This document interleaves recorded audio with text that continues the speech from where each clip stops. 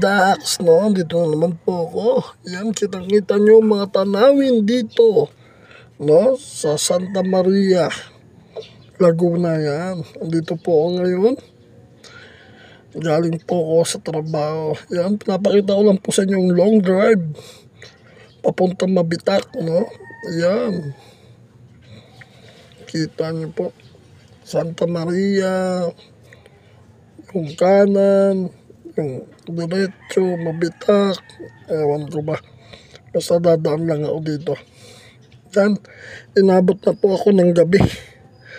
Kitang-kita nyo naman mga Kuya Dax, napakaganda ng tanawin. Yan, bago pa dumating ang bagyo. Haharangan na kaagad ng mga bundok na yan. Kitang-kita nyo.